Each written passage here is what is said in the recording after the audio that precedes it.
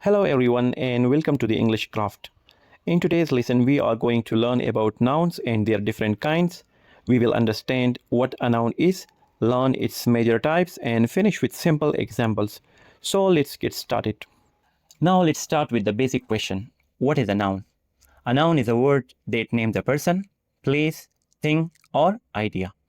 We use nouns all the time in our everyday communication. For example, teacher names a person, school names a place, book names a thing, and happiness names an idea or feeling. So, whenever a word gives a name to a person, place, thing, or idea, that word is called a noun. Let's understand the four basic things that nouns can name: people, place, things, and ideas. First, a noun can name a person, such as a student, teacher, doctor, or Ali. Second, a noun can name a place, such as a school, hospital, park, or city. Third, a noun can name a thing, such as a book, pen, chair, or car. And finally, a noun can name an idea, feelings, or concept, such as happiness, honesty, freedom, or love. So remember this simple rule: person, place, thing, or idea, these can all be nouns. Now let's look at some simple examples. Ali, teacher, doctor, and sister are nouns because they name people. School, Lahore, park, and hospital are nouns because they name places. Book, pen, chair, and car are nouns because they name things. And happiness, honesty, freedom, and love are nouns because they name ideas, feelings, or concepts. Remember, nouns can name much more than just physical objects. They can also name things that we cannot see or touch. Now let's see how nouns are used in sentences. Ali is my best friend. Here Ali is a noun because it names a person. Our school is very big. Here school is a noun because it names a place. I bought a new book. Here book is a noun because it names a thing. And finally, kindness makes life beautiful. Here kindness is a noun because it names an idea or quality. So remember, nouns can name people, places, things, or ideas, and they are important part of our sentences. Now let's begin with the first kind of noun, the proper noun. A proper noun is a specific name of a particular person, place, thing, or institution. The most important rule to remember is that a proper noun always begins with a capital letter. For example, Ali is the specific name of a person. Pakistan is the name of a country, and Peshawar is the name of a particular city. Similarly, Monday is a specific name of a day, Quaid-e-Azam is the name of a particular person, and Khyber Hospital is the name of a specific institution. So, whenever we give a specific name to someone or something, we use a proper noun, and we begin it with the capital letter.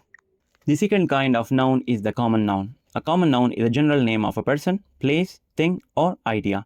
Unlike a proper noun, a common noun usually does not begin with a capital letter unless it appears at the beginning of a sentence. For example, boy, teacher, doctor, and student are common nouns because they name people in general. City, school, park, and hospital are common nouns because they name places in general. Similarly, book, pen, chair, and car are common nouns because they name things in general. And words such as happiness, honesty, freedom, and love are common nouns because they name ideas or feelings in general. So remember, common nouns give general names while proper nouns give specific names. The third kind of noun is the collective noun. A collective noun is a word that refers to a group of people, animals, or things as one unit. For example, we say a team of players, a class of students, and a family of people. For animals, we can say a flock of birds, a herd of cattle, or pride of lions. Notice that words like team, class, family, flock, herd, and pride name groups. So, collective noun is simply a noun that represents a group as a whole.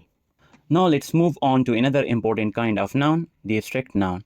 An abstract noun is a name of an idea, quality, feeling, or state that we cannot see or touch physically.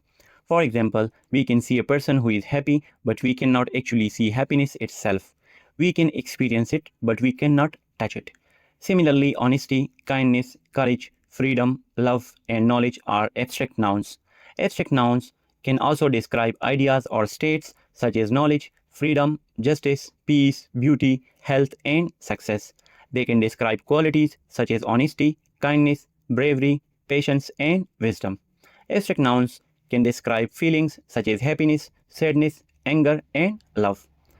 Notice that these are the nouns that we think, feel, or experience, rather than things we can physically see or touch. So remember, abstract nouns name ideas, qualities, feelings, or states that cannot be physically seen or touched. Now let's move on to another important kind of noun, the material noun. A material noun is the name of a material or substance from which things are made. For example, wood, gold, iron, glass, and paper are material nouns. We can also have substances such as water, milk, oil, and salt. Think about a wooden table. The word wood tells us what material the table is made from. Similarly, a ring may be made of gold, a window may be made of glass, and a shirt may be made of cloth. So, material nouns name the substances or materials from which other things are made.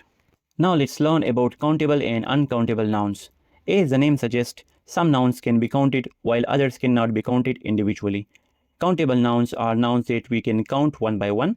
They have both singular and plural forms. For example, we can say one book, two books, or one apple, three apples. Other examples include chair, student, pen, and car.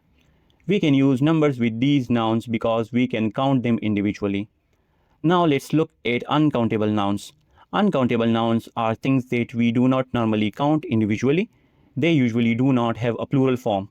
For example, water, milk, rice, and sugar are uncountable nouns. We don't normally say two waters or three rices when we mean the substances themselves. Instead, we use words that help us measure them. For example, a glass of water, two bottles of milk, or a bag of rice. So remember the simple rule. Countable nouns can be counted individually and usually have singular and plural forms. Uncountable nouns cannot normally be counted individually and usually do not have a plural form. Understanding this difference will also help you use words like many, much, few, and little correctly. We have now learned several important kinds of noun. A proper noun that gives the specific name of a person, place, or thing. A common noun that gives a general name. A collective noun that names a group as one unit. An abstract noun that names an idea, quality, feeling, or state that we cannot physically see or touch. A material noun that names a substance or material from which things are made. And countable or uncountable nouns depending on whether we can count them individually or not. Understanding these different types will help you identify and use nouns correctly in your English sentences. Now that we have learned the different kinds of nouns, let's see how we can identify them easily. First, ask yourself if it is the specific name of a particular person, place, or thing. If yes, it is a proper noun. If it is a general name such as a boy, teacher, city, or book, it is a common noun. If the word refers to a group considered as one unit, such as team, class, or family, it is a collective noun. If it names an idea, quality, feeling, or state that we cannot physically see or touch, it is an abstract noun. If it names a material or substance from which something is made, such as wood, gold, or iron, it is a material noun. Finally, ask whether the noun can be counted individually. If it can, it is countable, and if it cannot normally be counted individually, it is uncountable. So by asking these simple questions, you can quickly identify the kind of noun you are dealing with. And that brings us to the end of today's lesson. In this lesson, we learned what a noun is and explored its different kinds, including proper nouns, common nouns, collective nouns, abstract nouns, and material nouns. We also learned the difference between countable and uncountable nouns and how to identify different kinds of nouns. I hope this lesson helped you understand nouns more clearly. Thank you for watching and keep learning. See you in next lesson.